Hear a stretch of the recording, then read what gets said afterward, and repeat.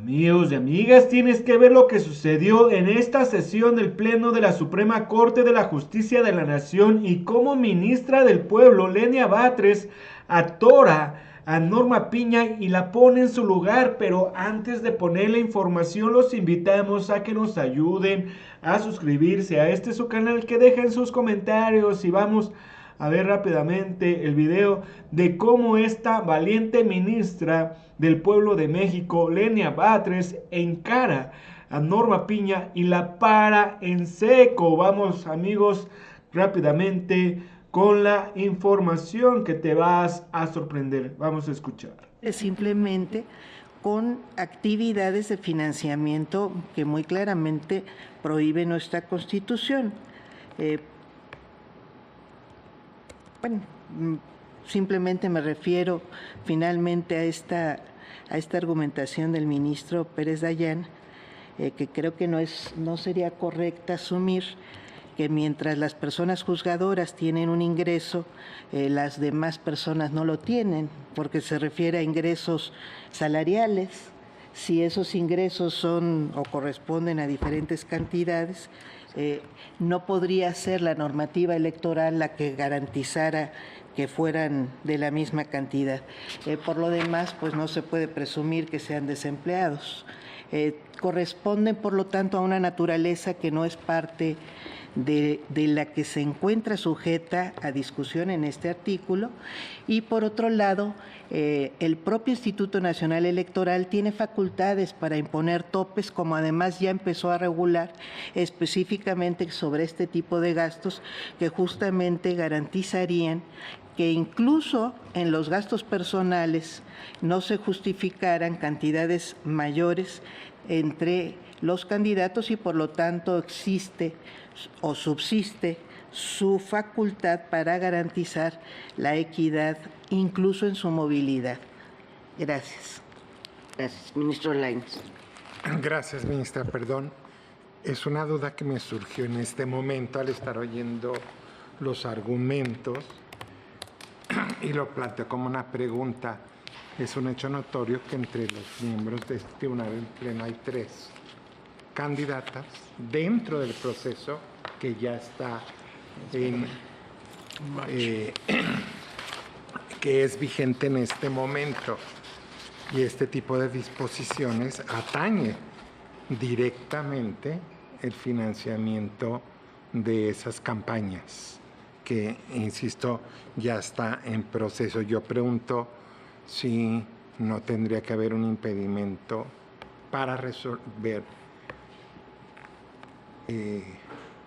para evitar que se vote por una disposición que directamente beneficie a quienes son candidatos. Gracias. Es una pregunta.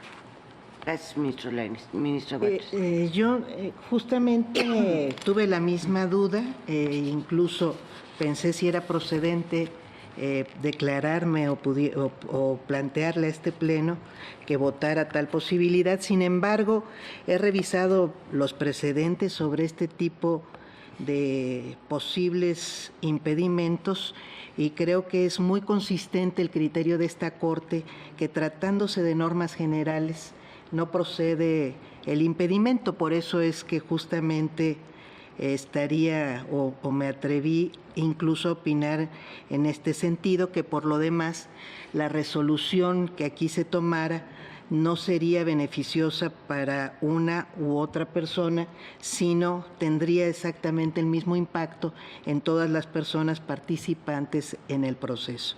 Gracias. Está ministra. Gracias. Ortiz.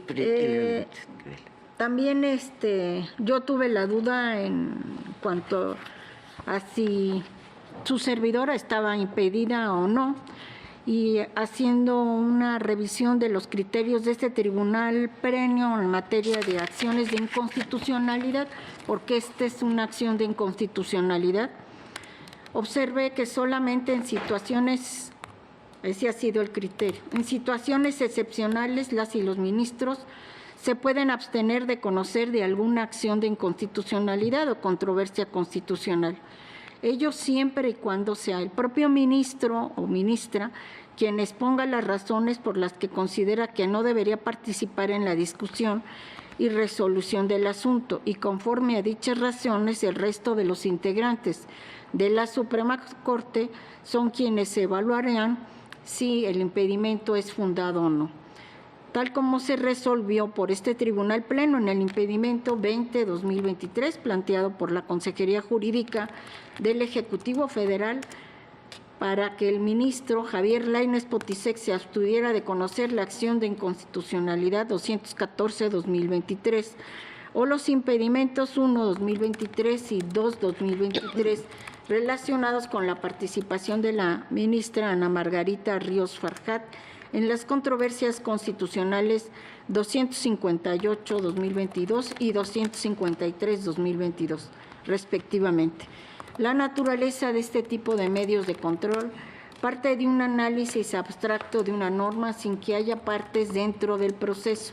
A lo anterior se suma el hecho de que conforme al régimen transitorio de la Ley Orgánica del Poder Judicial de la Federación, que ordena a este alto tribunal resuelva los asuntos a su cargo, conforme a las reglas vigentes antes de que se integre el nuevo Tribunal Constitucional, para declarar la invalidez de normas impugnadas en controversias constitucionales y acciones de inconstitucionalidad se requiere de una votación calificada de cuando menos 8 integrantes del Tribunal Pleno, por lo que en estos asuntos el número de ministros que intervengan en la decisión no podría ser inferior a 8.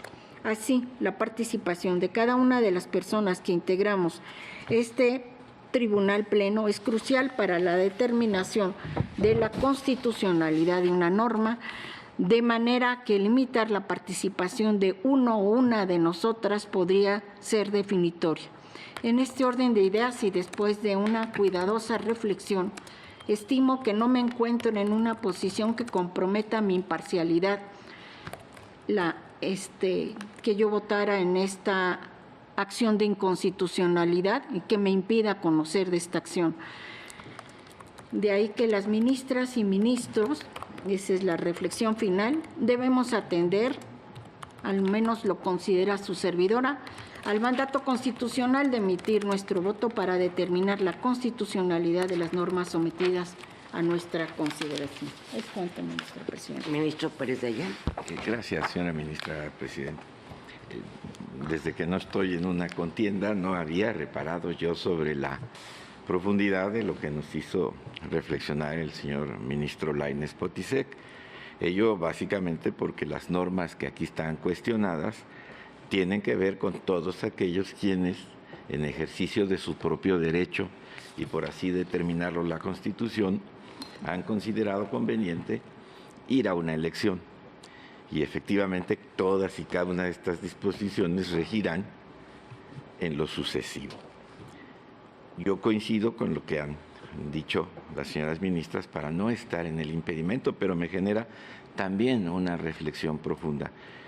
Desde luego, tratándose de acciones y controversias, un principio de necesidad supone que solo excepcionalmente pudiera declararse impedido a alguno de los integrantes de este tribunal, considerando el número de votos que se requieren para decidir ello. Es por lo cual este alto tribunal ha sido muy cuidadoso en elegir solo aquellos casos en donde se pudiera anticipar que hay un interés porque una resolución sea declarada inconstitucional o no lo sea. Obviamente esto dependerá del modo en que uno sistemáticamente vota. Si yo permanentemente digo es constitucional, pues estoy en el supuesto de la norma. Cuando lo haga reiteradamente, cualquiera podría pensar que difícilmente lo estoy haciendo, no quiero generalizar, con una convicción absoluta, sino porque me atañe lo que estamos decidiendo. Cuando sistemáticamente digo no, o cuando sistemáticamente digo sí, no obstante estar en el supuesto de la norma, pues pudiera traer una sí conclusión extraña, en tanto me pronuncio siempre en el no. Esto desde luego no prejuzga. La fortuna es que no estoy en ello, pero también coincido en que a pesar de que son disposiciones aplicables desde ya a quien hoy pretende un cargo, pues sí, todo valorará en tanto qué tan se desestima o se estima la invalidez de cada norma. Si sistemáticamente digo no, bueno, sería más difícil explicar por qué razones yo debo resolver absorbiendo el tema de mi imparcialidad. Esa es una de las reflexiones, pero la única que quiero yo expresar es que esto demuestra por qué cuando se cuestiona públicamente si un juez de distrito concede una suspensión y se le dice evidentemente falta la ética porque se está protegiendo a sí mismo, nos muestra cómo los jueces podemos ser en este sentido lo suficientemente maduros e imparciales para saber que algo que estoy juzgando es inconstitucional, a pesar de que a mí también me pueda beneficiar, o lo es, en el lado contrario, inconstitucional, o es constitucional, perdón, a pesar de que a mí me perjudique. Creo que el Poder Judicial ha alcanzado los estándares en este sentido y su nivel de responsabilidad e imparcialidad le hacen, independientemente de que sea el primer beneficiario con la decisión o el primer perjudicado, hacerlo siempre con la convicción. Entiendo las razones y si se tratara de determinar si están o no impedidas, podría decir que no, mas sin embargo, mucho también se evidenciaría en el modo en que se vota. Gracias, señora ministra. Gracias, ministra Batres. ¿No? ¿Es cuánto, ministro? Sí, ¿ya le contestaron su pregunta al ministro Lainez? ¿Qué pregunta? Digo, no hay necesidad de, yo en lo particular no voy a prejuzgar, porque ellas consideraron que no estaban impedidas. Yo no prejuzgo si están o no impedidas. No, yo lo puse. Yo, si me hubiera inhibido, definitivamente. Sí, pero... Sí, y lo hice además porque en todos los procesos, suspensiones, juicios de amparo, procedimientos que hemos visto aquí en el Pleno, pues se nos ha acusado muy recientemente de conflicto de interés. Entonces, por eso quise traer esto a colación para que no pasara así que hubiera el señalamiento. Yo sí me hubiera abstenido porque es una norma que va directamente, eso no hay duda, que son las excepciones en las que hemos aceptado precisamente que no participe alguna o algunos ministros. No insistiré más. Gracias, ministra. Sí. Ministra Batres.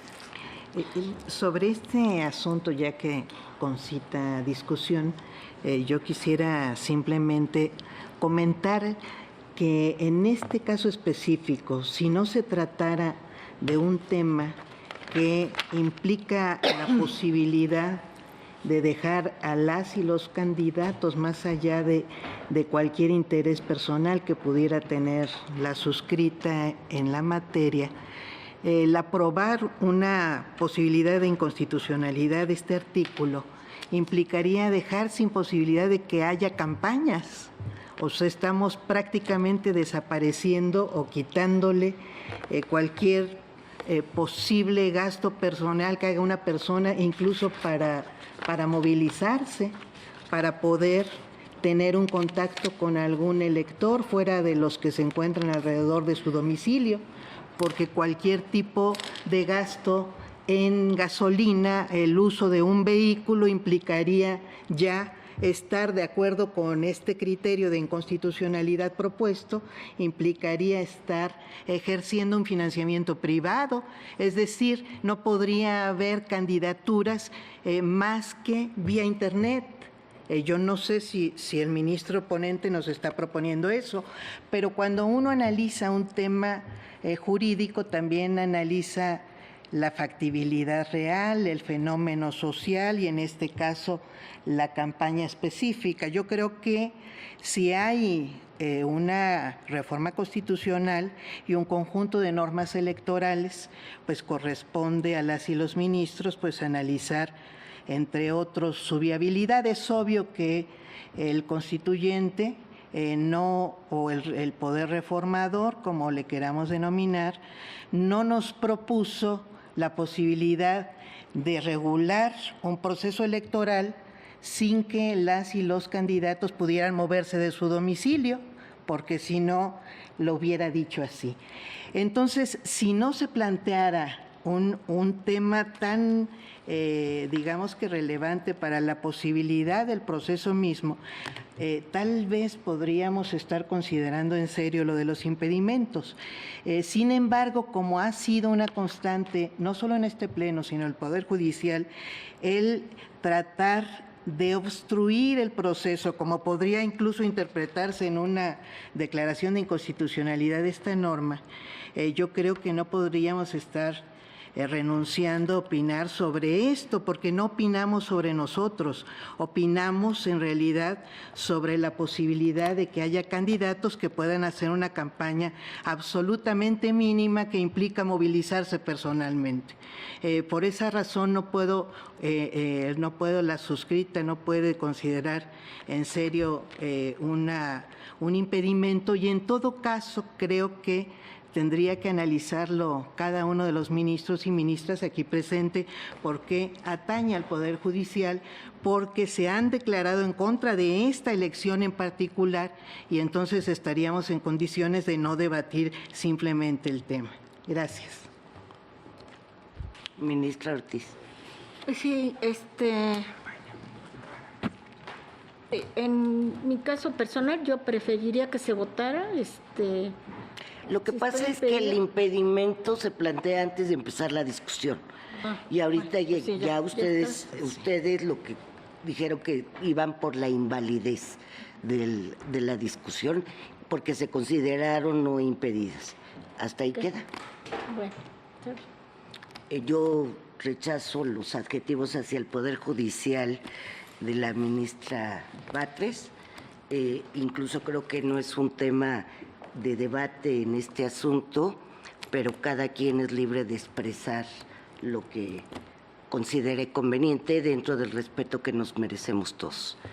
Tome votación, por Perdón, favor. ministra, por Ministra alusiones yo rechazo nuevamente, cualquier insinuación de que la suscrita le falta respeto a este pleno, y sigo manifestando y reivindicando que tengo el derecho de externar los puntos de vista y de responder también a la discusión que se hace sobre este tema, ministra presidenta. Sí, creo que entendió mal porque no me refería en esta ocasión a usted. ¿A quién se refería, perdón? En general, al respeto que nos debemos unos a otros. Ok. Pero respecto de usted, ya esa fue una discusión que ya tuvimos. Sí, y no hay justamente por necesidad- eso, por esa No hay misma necesidad razón. de reiterar. Por esa misma razón. Como Gracias. usted reitera ese exhorto, yo reitero mi posición. Gracias. Pero no ministra. era hacia usted.